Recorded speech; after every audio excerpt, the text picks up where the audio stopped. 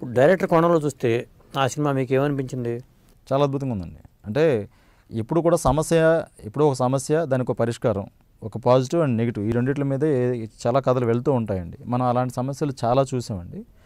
నాకు ఈ జేబీఎంలో నచ్చింది స్క్రీన్ ప్లే అండి. చాలా అద్భుతంగా ఉంది. అంటే ఒక పర్సన్ మిస్ అయిపోయాడు, పోలీసు కస్టడీలో ఉన్న పర్సన్ మిస్ అయిపోయాడు అని చెప్తున్నారు.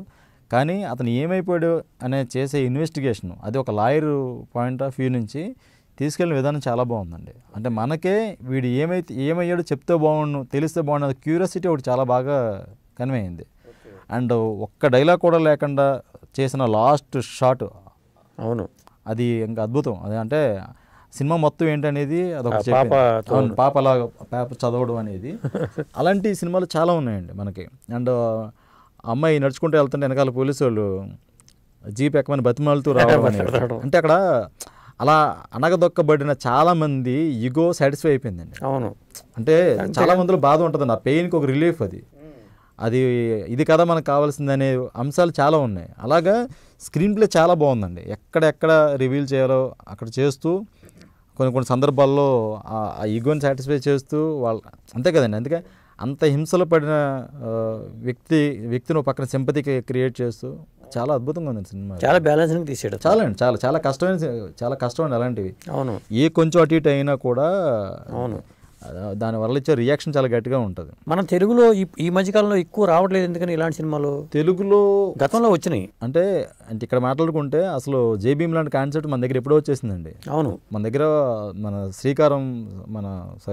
అంకురం సినిమా, ఉమామహేశ్వరరావు గారి సినిమా ఇలాంటి ఇతివృత్తమే. అది కూడా పెద్ద సంచలనం. అంటే మన తెలుగు ఇండస్ట్రీ ఎప్పుడు కూడా 20-30 ఇయర్స్ ముందే ఉందండి ఇలాంటి కథలకి. ఓకే, కాకపోతే మనకేంటంటే ఎప్పుడు కూడా మన కమర్షియల్ ఫార్మేట్లో మన సినిమా వేరండి. తమిళ హీరోలు కూడా ఒప్పుకుంటారు. తెలుగు సినిమా మేకింగ్ ఇక్కడ ఉండే గ్రాండియర్ మనది వేరు కంప్లీట్లీ. సో మన దగ్గర ఏంటంటే అలాంటి కాన్సెప్ట్ ఉన్న సినిమాలు చాలా చేస్తూనే ఉన్నాం. ప్యారలల్గా మనకి ఎలా కమర్షియల్ సినిమాలు వెళ్తూ ఉంటాయి. ఓకే, తమిళ్లో అలా కాదు. తమిళ్లో వాళ్ళకి కమర్షియల్ ఫిల్మ్స్ కంటే కూడా ఎక్కువ ఇలాంటి కాన్సెప్ట్ ఫిల్మ్స్ ఎక్కువ అండి. మనకు అందులో అలా మనకు ఏదైనా నచ్చినప్పుడు మనకు అది అద్భుతంగా అనిపిస్తుంది. ఇక్కడ ఏంటంటే వేరే భాష చిత్రాన్ని పొగడ్డం తప్పులేదు, కానీ మన సినిమాలని తక్కువ చేసుకోవడం నాకు నచ్చదు. ఓకే, చాలామంది ఏం చేస్తారంటే జైబీఎం పెట్టేసి ఇలాంటి ఒక సినిమా మన తెలుగులో ఉందా అంటారు. అవును, అది తప్పు. అంతకంటే గొప్ప సినిమాలు తెలుగులో చాలా ఉన్నాయి. చాలామంది ఇప్పుడు చెప్పినట్టు ఎప్పుడో అంకురం తీసేశారు. 30 ఏళ్ల క్రితమే ఉమామహేశ్వరరావు గారు అంకురం లాంటి సినిమా చేసేసారు ఇలాంటి కాన్సెప్ట్ తోటి. ఇవాళ దానికి అక్కడ రేవతి గారు అయితే ఇక్కడ సూర్య గారు చేశారు. దానికి ఇప్పుడు ఓటీటీ ప్లాట్ఫామ్స్ అవి వచ్చినాయి. దానికి రీచ్ ఎంతో సోషల్ మీడియా పెరిగేసరికి దానికి రీచ్ ఉంది అంతే. మన దగ్గర ఎప్పుడో అంటే మన తెలుగు సినిమాని తక్కువ చేస్తే మాత్రం అది కొంచెం బాధేస్తుందండి. ఎందుకంటే అలాంటి దర్శకులు ఉన్నారు ఇక్కడ, కానీ ఉపయోగించుకోవాలిగా. చాలామంది ఉన్నారండి మన దగ్గర ట్రై చేయని జోనర్ లేదు, ట్రై చేయని కాన్సెప్ట్ లేదు. ఏదైనా ఒక సమస్య మీద మన దగ్గర చాలా సినిమాలు, చాలా మంచి సినిమాలు ఎప్పటికప్పుడు వస్తూనే ఉన్నాయండి.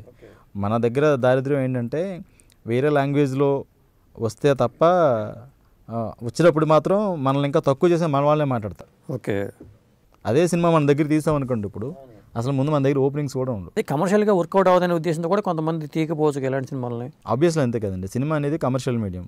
డబ్బులు పెట్టామా, బిజినెస్ అయ్యిందా, ఎంత రిటర్న్ వచ్చింది అనేది, ఎంత బిజినెస్ అవుతుంది అనేది అది నిరూపించింది కదా జేబీఎం అనేది. జేబీఎం నిరూపించడం లేదండి. జేబీఎం సినిమా కంటే ముందు ఆ సినిమా థియేటర్ రిలీజ్ దృష్టిలో పెట్టి చేయలేదు. ఇప్పుడు వాళ్ళు అది కూడా ఓటీటీకి ఇచ్చేసారు, డైరెక్ట్ ఓటీటీ రిలీజ్. అమెజాన్లో సూర్య గారి ట్రాక్ వేరు. అవును, ఆయనకి ఫ్రమ్ ది డే 1 నుంచి ఆయన సినిమాలను ఓటీటీకి రిలీజ్ చేస్తానన్నప్పుడు ఓకే చాలా గొడవలు జరిగినాయి. ఫస్ట్ ఫిల్మ్ మీకు తెలిసే ఉంటుంది. అవును, అసలు దాన్ని బ్రేక్ చేసి ఓటీటీకి సినిమా చేయాలి, ఇంక థియేటర్ సినిమా లేదు కరోనా టైంలో అని చెప్పి వాళ్ళది 2D డైమెన్షన్ బ్యానర్ మీద వచ్చిన ప్రతి సినిమాని ఓటీటీలో రిలీజ్ చేస్తున్నారు. జ్యోతికి గారు చేసిన సినిమాలైనా, ఆయన చేసిన సినిమాలైనా ఎవ్రీ 6 monthsకి ఒక ఫిల్మ్ ఓటీటీలో వస్తూనే ఉంది. సో ఆయనకి ఆల్రెడీ ఒక ఫిక్స్డ్ ప్లాట్ఫామ్ ఉంది. ఓకే, అమెజాన్ హ్యూజ్ ప్లాట్ఫామ్ కదా. సో వాళ్ళకి ఇంకా టెన్షన్ లేదు, అంటే ఆయనకి డిమాండ్ ఉంది. ఆటోమేటిక్గా సినిమా ఎలా ఉన్నా